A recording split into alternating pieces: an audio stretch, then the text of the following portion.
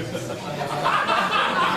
us some rhyming one. I'm not dead yet. How's your eye? Yeah. Yeah. Fine. Sammy McGee was lost at sea for 77 days. He clung onto a tiny raft beneath the sun's hot baking rays. And when the sea gave back McGee and threw him up on the sand, he fell down to his hands and knees and he kissed the welcome land. But Sammy had a problem as he wandered into a town. You see, he was just about the brokest lonely bloke around. That's right, his lonely member stood out straight, just like a rocket, right beside the lonely silver dollar in his pocket. So to the red light district, horny Sammy made his way, telling all the madams of his lowly silver buck to pay. Now some of them merely laughed, while others slapped him in his face, telling him to take his buck and try some other place.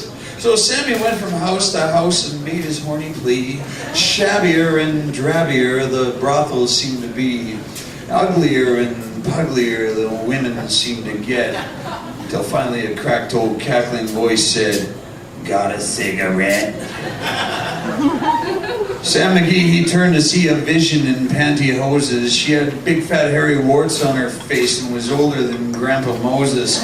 She pushed up on the lamppost with a hump upon her back and took him down the alleyway, smiling with a mouthful of teeth all rotten and black.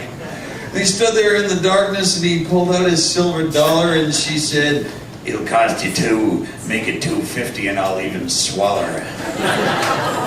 He said, "I'm oh so sorry, but this is the only bread I got." And then he cried a dozen tears and snuffled up some sniffle snot.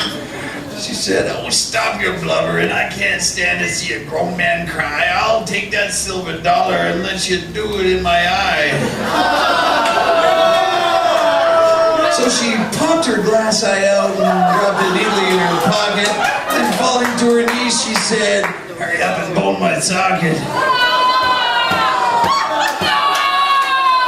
Now Sam could stand it no more. He had been at sea too long, and the feeling in his testicles was oh so terribly strong. In fact, throughout his groin, the pain was loud and aching dull, so he grabbed that old bitch by the ears and he rammed it in her skull. Now, a quicker buck she never made before, the old hag reckoned. Never has she seen a fella finish in less than half a second. So she took that silver dollar and fished her glass eye out of her pocket. With so much lubrication, it went easy back in its socket.